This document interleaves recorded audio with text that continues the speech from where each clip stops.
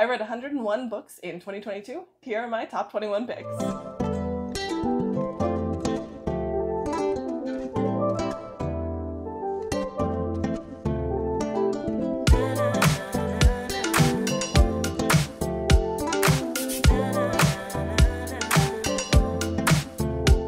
Fellow readers, book lovers, and everyone else watching. I'm Emily at Midnight. Welcome to my channel. I wanted to do a wrap up for my reading in 2022, and I thought a fun way to do it would be to do the best books that I read and the worst books that I read. So we're starting, this video is the best books from 2022.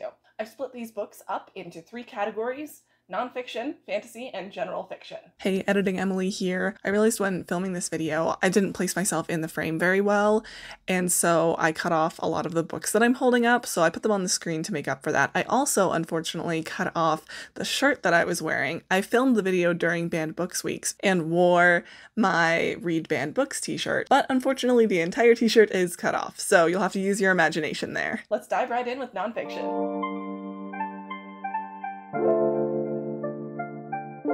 The first nonfiction book that I wanted to talk about is I'm Glad My Mom Died by Jennette McCurdy. She also narrates it. I listened to the audiobook. I just recently bought the book. It's so powerful to hear in her voice. I would definitely recommend that, even if you've already read it, to go back and listen to the audiobook.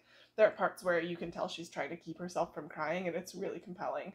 This book was a harrowing tale of how parents can destroy their children's lives by pushing them into child acting. Jennette's mother not only pushed her into an acting career that she didn't want, but she also taught her eating disorders from a very young age as if it was a positive thing. Her mother was likely a narcissist who left Jennette constantly feeling like she had to be hypervigilant and aware of her mother's moods in order to survive day to day. This book made me cry so much as I mourned with Jennette over her lost childhood. It's also very compelling because the way that she wrote the book, she describes each scene through the language and the voice of someone of that age. It really sounds like you're hearing the stories from a 6-year-old, a 12-year-old, a 20-year-old, a 16-year-old. You just leave this book feeling so proud of Jennette for speaking up and telling her story and for growing into a well-adjusted adult despite her circumstances and struggles. She also broke the taboo around talking poorly of mothers in a way that I think is really impactful for other people in similar circumstances like her, with abusive mothers, abusive parents. And I really hope that this book helps other people who feel that their childhood was robbed from them and encourages them to live more authentically and take back the power of their own life. The next book is I Am Malala by Malala Yousafzai. Malala Yousafzai. Huh? Malala Yousafzai. Malala Yousafzai. Malala is a familiar name to most of us. In fact, her father came and spoke to my university when I was still in school. I was actually sick when he came, and so I couldn't go, and I'm eternally bummed about that. So because of this, I chose to read her book instead, and I'm so glad that I did. It's a really powerful story. She tells her story so vibrantly. From the time she was 11 years old, she was speaking out on the international news against the Taliban, who were trying to, and in many cases succeeding in actually closing girls' schools. She explains that a big part of her convictions came from her father's encouragement to pursue education and life on her own terms, and she also clearly shows how deeply she holds those convictions. As she tells her story, she continually explains how she's willing to stand up for girls and women in her country just because it's the right thing to do, heedless of the consequences. And that bravery is mind-boggling to me. She shows no fear in the face of what could happen to herself for the sake of the greater good. If you've read the front cover of the book, then you know this, so I don't feel like I'm spoiling any story for anyone, but her life in Pakistan ended when she was shot in the head by the Taliban. But luckily she was rescued and brought to England and made a full recovery. She continues to fight for women's rights and the education of girls worldwide. Malala is an example of the power and influence that one person can have when they stand up for the right thing. And likewise, it shows that as women and girls stand together worldwide for our rights, our education, we can't be ignored. The next book is Guns, Germs, and Steel by Jared Diamond. This book is an excellent world history text that fills in the gaps of human history. Jared Diamond uses this book to argue why the colonizers and world powers ended up being who they were. Who are you to play God? His argument is based on plants, animals, location, the concentration of and immunity to germs, as well as access to guns and steel. I really enjoyed reading this book. It's very comprehensive. The only side of the coin it really doesn't cover is why China, with the same access to resources and power as Europe, didn't take over the Americas first. But from what I understand, it's mostly because the Ming Dynasty turned inward at the exact same time that Europe launched to the Americas. At any rate, I really feel that this is a great resource to add to your library, so I would recommend Guns, Germs, and Steel to anyone. Ooh, I'm excited about this next one. I really wish I owned this one. I ordered it and it's in the mail, but it didn't come in time for the video. The next book is called Betraying Big Brother by Leta Fincher. This book is a fairly comprehensive and gritty history of the budding feminist movement in China. It follows the Feminist Five, a group of 5 women who were all detained at the exact same time. They were then imprisoned, denied medical treatment, and had their families threatened in many ways. All of these things were punishment for very simple feminist protests, such as handing out anti-domestic violence stickers in the subway. As an unexpected result of their imprisonment, the Feminist Five became a figurehead and an icon of feminism in China. You are an icon. And they still work to inspire confidence and independence and fight for women's rights in China despite constant government crackdowns. This book is such a good read. It tells many powerful stories from just the last couple of decades in China, and I recommend it to anyone who's interested in international feminism, China, and Chinese politics. The next book is The Color of Law by Richard Rothstein. This is a book that every adult and child in America needs to read to really be able to understand America.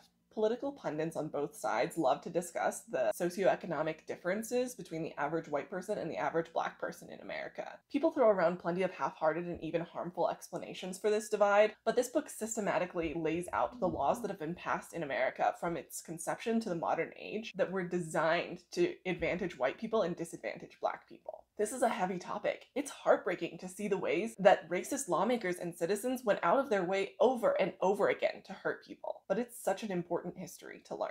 I recommend coming at this book specifically when you have the mental stamina to handle it, and maybe even coming at it in chunks. And I will say it is very worth the read. Learning this history helped me learn the specific laws and patterns that we are up against when we join the fight against institutionalized racism in America. Up next, we have Beautiful Country by Qian Julie Wang. This is one of those books that really sticks with you. Young Qian Julie wiggles her way into your heart as she travels across the ocean from a land she calls home to America. It's a coming-of-age book that shows the struggles, insecurity, and fear that come with starting a new life in a new country. I especially love the title. It's referring to the Chinese word for the United States of America, Meiguo, which literally translates to beautiful country. But when paired with the contents of the book, it seems to be asking the readers a question instead. Is the country that Qian grew up in beautiful? This book shows the way that children adapt to find a home in a new environment, but since they're undocumented, it adds that extra layer of fear that comes that everything that you have can be taken away from you if a police officer stops you. I love the voice that Qian uses in her book.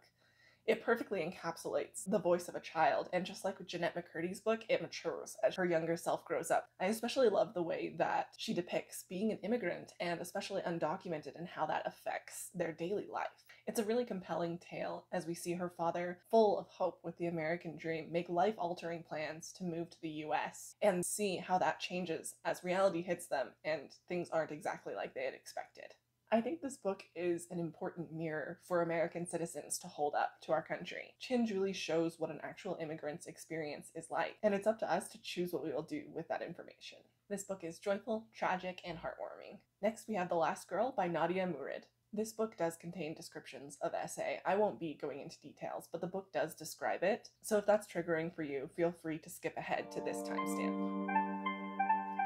Nadia Murad's story is very tragic. She's part of the ethnic group Yazidi in Kocho, Iraq, which is a group of people that have had a very rocky history with surrounding groups. From my understanding, there have been times where they've been seen as less than and driven out of the area, but there have also been times of mutual tolerance with their Islamic neighbors.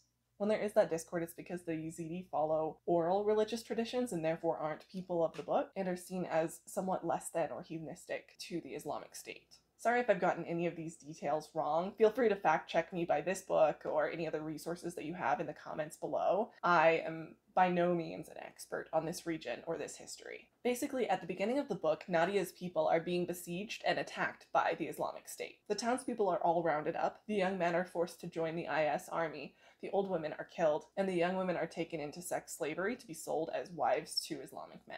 Herself and many of the girls that she knew were brutally essayed, but in the end, she, after a failed escape attempt, actually does succeed to get away to freedom. It's a powerful tale of human resilience and a great reminder to fight for the freedom of women and people everywhere. Nadia's tale is harrowing and not for the faint of heart, so please read this when you're in a good mental state, but definitely do read it. The next book is Educated by Tara Westover. Tara Westover was raised in an extremely insular community of conspiracy theorists and survivalists. The context, the things that Tara went through are terrifying and tiring, but the resilience of that little girl keeps you going. She was home everything in a bad way. Homeschooled, but without the schooling. Her brother had to tutor her to help her get her GED. Home healed instead of taken to the hospital, even with the most extreme of injuries. Her father even insisting that he not be taken to the hospital, despite receiving burns that left him permanently injured for the rest of his life. And home indoctrinated into the cult that slowly started to form around her mother's essential oil business and her father's abusive charisma. She does an incredible job of portraying just how sheltered and insulated she was from even basic knowledge of the real world. And it's incredible to watch Tara as she tries and fails and tries again to break free and live a normal life. There's extreme emotional abuse from both of her parents, as well as physical abuse coming from a very unstable older brother, as well as a depiction of that abuse that the same brother later subjects his wife to. Tara eventually convinces her parents to let her out from under their thumb and go to college on her own, where she gets to experience the real world for the first time in her life. There are horribly embarrassing moments that just make you cringe with her and feel so bad for her, like the time in her freshman history class where her professor thinks she's making a sick, cruel joke because she says that she's never heard of the word Holocaust. It's even more jarring after watching her go out into the real world and gain independence and decide who she wants to be and learn things and become someone and decide what values matter to her, and then to follow her as she returns home for the holidays a year or two later, and no one at home has changed at all like she has, except maybe for the worse. It's a wonderful read. I think everyone should pick it up. The next book is They Called Us Enemy by George Takei. If you don't know who George Takei is, he played Lieutenant Sulu, the pilot from Star Trek. He also spent 3 years of his childhood in an internment camp here in the US during World War II.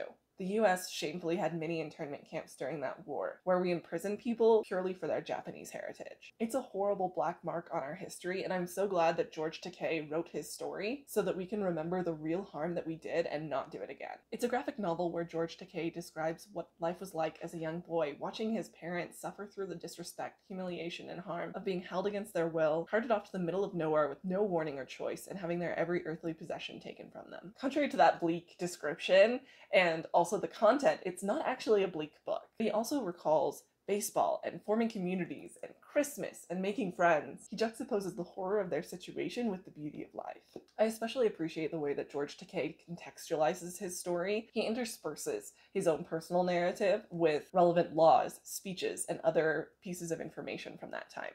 Okay, we're on to fantasy.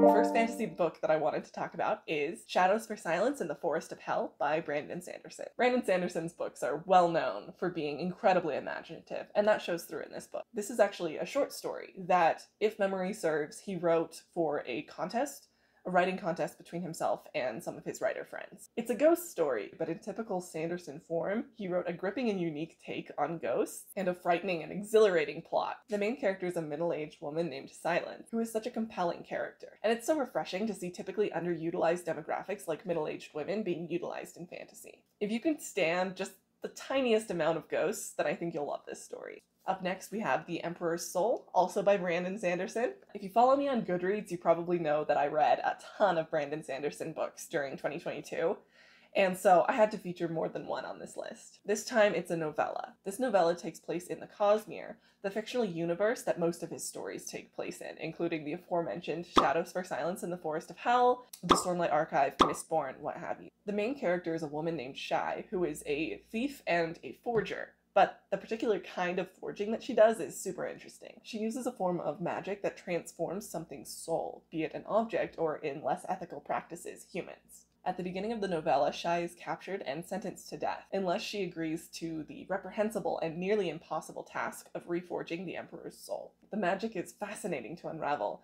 and the two main characters that you get to know best, Shai and Gautona, are complex, and the story is immensely interesting. I definitely recommend this novella if you've been thinking about reading Sanderson, but you aren't quite sure if it's going to be your thing yet. Sorry if the lighting's different or the camera angle or anything. My camera died and I lost a bunch of footage and I'm a little mad about it, so my energy might be down a little. I'll try to keep it up though. Another fantasy novel that I read was The Color of Magic by Terry Pratchett. This book is a classic, lighthearted, chaotic adventure book. It's actually classified as a comedic fantasy, which I didn't know was a genre, but I'm not mad about it being a genre. I enjoyed it a lot.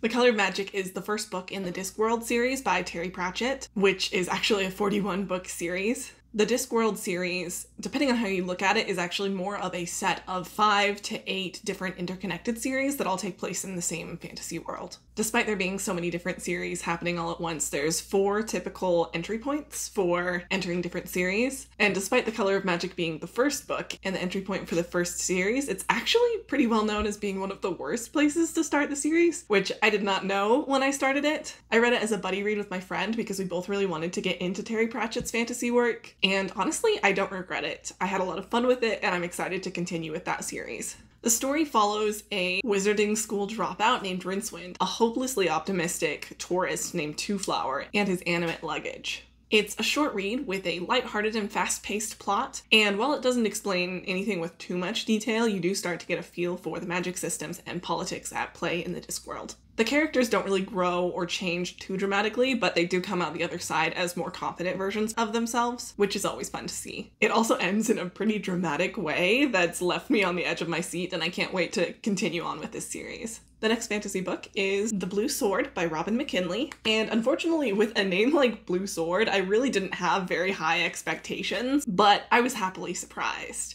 It sounds like it's a middle grade fantasy, but it's not. It's typical high fantasy, and I really enjoyed it. The second I picked it up, I couldn't put it back down. It was so fun.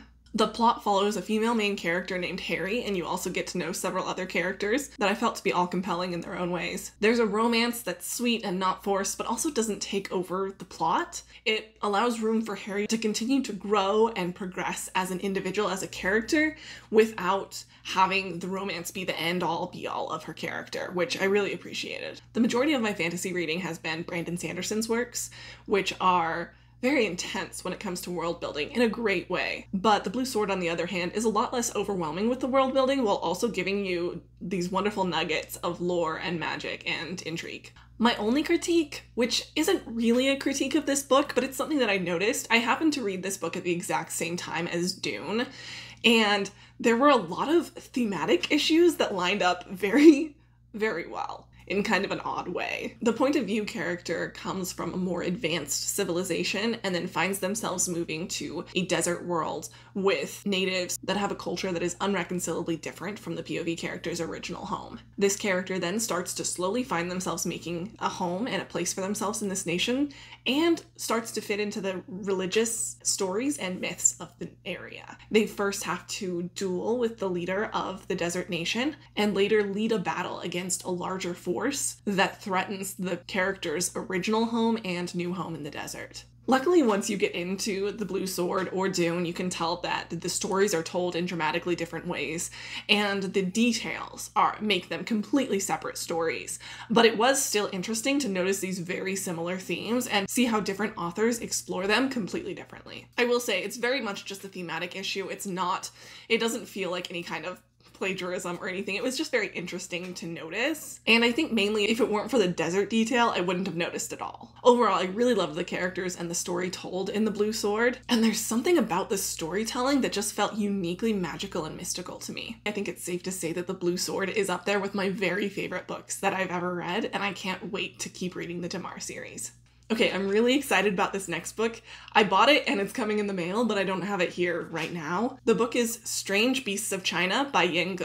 Okay, most people I've told about this book haven't ever heard of it, so if you think it sounds interesting, please read it and share it with your friends. I think more people should be reading it. Strange Beasts of China is one of the most whimsical books I've ever read. I would definitely classify it as magical realism. I really don't think that I can describe this book well enough to do it justice, so I'm just gonna read what Penguin Random House said about it in their description on their website. Okay, forgive me for reading this. In the fictional Chinese city of Yong'an, an amateur cryptozoologist is commissioned to uncover the stories of its fabled beasts. These creatures live alongside humans in near inconspicuousness, save their greenish skin, serrated earlobes, or strange birthmarks. Aided by her elusive former professor and his enigmatic assistant, our narrator sets off to document each beast and is slowly drawn deeper into a mystery that threatens her very sense of self. Part detective story, part metaphysical inquiry, Strange Beasts of China engages existential questions of identity, humanity, love, and morality with whimsy and stylistic verve. This book is divided up into chapters, with each chapter focusing on a new creature, and it's so fascinating. They don't just have distinctive physical features, each group of creatures has unique personality traits and social habits. I don't want to get into it too much because I really want all of you guys to read it, but in the end, you really think that the story has discussed a lot more than you initially saw, and it makes you think about humans and how we interact. There are so many layers of meaning. This book will have you thinking for a long time. Ge is a magnificent writer, and Jeremy Tiang is one of the best translators I've ever read. He really preserves the whimsy of her tone and brings the poetry of her prose through very well. Up next, we have I Am Not a Serial Killer by Dan Wells. This book, I don't know if it actually belongs in my fantasy section, I'm just putting it here. It's more of a horror thriller type book with a touch of paranormal, and because of that paranormal aspect, I'm just lumping it in here for ease. This book is the first book in Dan Wells' John Cleaver series and is such a phenomenal ride. If you like thrillers, especially paranormal thrillers, I really think you'll like this book. It follows John Wayne Cleaver, a boy who's named after 2 different serial killers and is also a diagnosed sociopath. He's hyper-focused on serial killers because he's deathly afraid that he's going to become one and really doesn't want to. His therapist and his mom are both understandably pretty concerned with his fixation on serial killers and not becoming one, because contrary to popular belief, there is no one-to-one correlation between being a sociopath and being a serial killer, and they just really want John to live a normal life. But even as John is trying to take their advice and put this fixation of his out of his mind, he witnesses a murder. The rest of the book follows his escapades as he simultaneously fights with himself, trying to put this aside and move on, while also trying to get to the bottom of exactly what's happening in his town. I don't have any personal experience with sociopathy, and so I can't really speak to the portrayal of a kid who has it, but I can say that it feels respectful, kind, and consistent in its portrayal. Dan Wells does a wonderful job writing a complex character that you can't help but root for, and tells a very believable story, paranormality and all.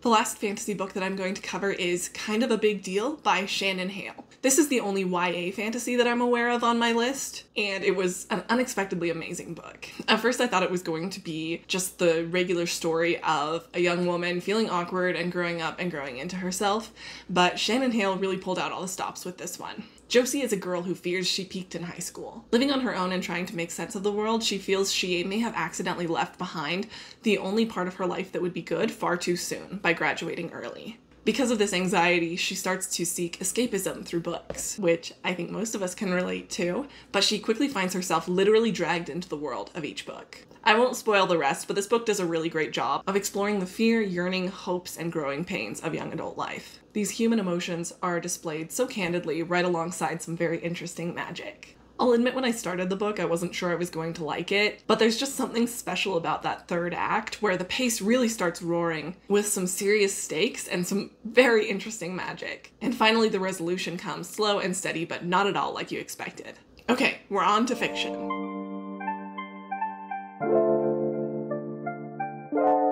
The first fiction book is Fangirl by Rainbow Rowell. I actually had a follower gift me this book and I'm so grateful. It's so cute and I'm so happy that I own it myself. This was such a delightful book. I laughed, I cried. In fact, I think I cried through most of this book. It's a very real and palpable representation of the feelings of family pain, rejection, loneliness, anxiety, and first love. The feelings were so effortlessly real and dragged you in and made you really care for Kath. The plot didn't have to be too dramatic to make for a wonderful story. My 2 main takeaways for this book is I want to look up everything written by Rainbow Rowell and read all of them, and also I have such a regret that I won't ever be able to go back and reread this book for the first time. It's just such a wonderful piece of literature.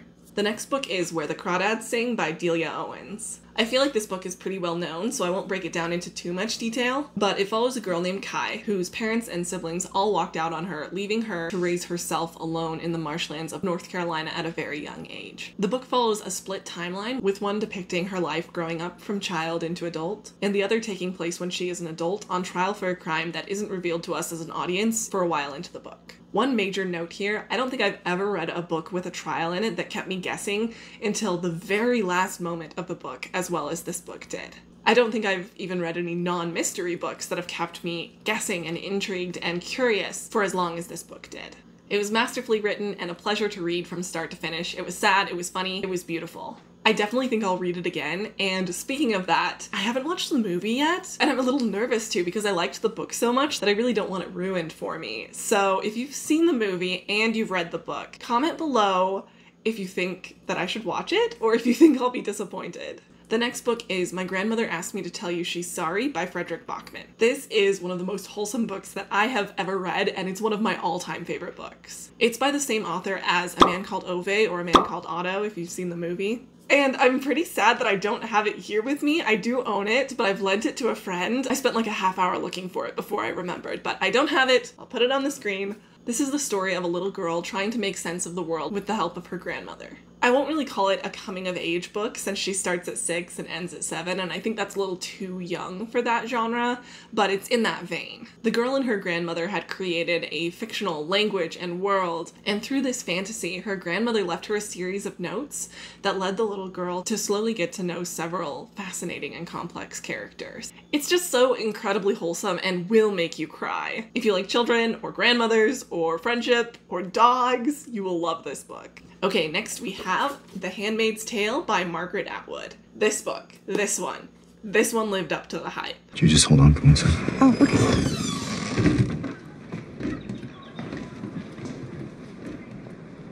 Sublime! And it was so unnerving. It's not a thriller or horror or even particularly fast-paced. No, it was unnerving because it's too familiar. This book talks about a dystopian future that is not too dissimilar from our past. In a new society called Gilead, after war has ended everything that we know to be civilization, they've gone back to biblical roots. There, women aren't allowed to go out unless they're covered up fully, including these crazy bonnets, and they have to be chaperoned at all times. And women were basically relegated to the worst roles of society if they were seen to have not lived up to the utmost amount of virtue in this new society's rules. For example, our main C, Offred, as she is known, had been married to a divorced man prior to the founding of Gilead, and this got her labeled a wanton woman. Wanton. Huh? Offred and other such wanton women were forced into sexual slavery by being given to a man whose wife couldn't have any more kids. They were called handmaids and were raped or bred like cattle to up the civilization's birth rates. As horrific as this society sounds, it really doesn't feel like that much of a stretch if you were to take the online manosphere and mash it together with the submission that a lot of Christian influencers are pushing right now. It was really quite horrific to read while being an active observer of our current society, or maybe I'm just chronically online, but I really saw pieces of this story everywhere, and it served as a healthy reminder that the dangerous opinions of the few can and do affect the rest of us, and why it matters that we speak up against harmful rhetoric.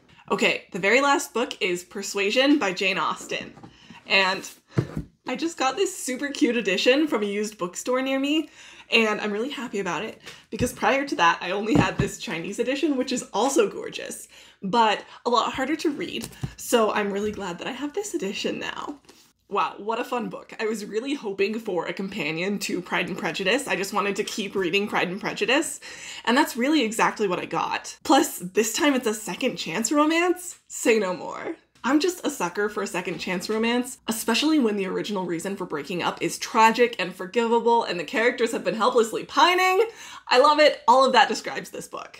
I love Anne. She's such a well-written introvert. And Wentworth, so swoon-worthy. I really appreciated this book's main cast, especially that they're so much more likable than the Pride and Prejudice cast. The plot wraps up pretty fast at the end, faster than I expected, with a little bit of plot convenience with Captain Benwick and Louisa getting engaged, but I'll allow it because I needed that happy ending in my soul. Okay, that's all of my favorite books from 2022. If you've read any of these books, please let me know in the comments section below. I'd love to start a discussion about these books. Do you agree with me? Do you disagree? What are your hot takes? And also feel free to follow me on Goodreads and Instagram, both of which are Emily at Midnight, and all of my socials are linked below. Thank you so much for watching. If you liked this video, please give it a thumbs up and subscribe while you're down there. Have a wonderful day, treat people with respect, and pick up a book.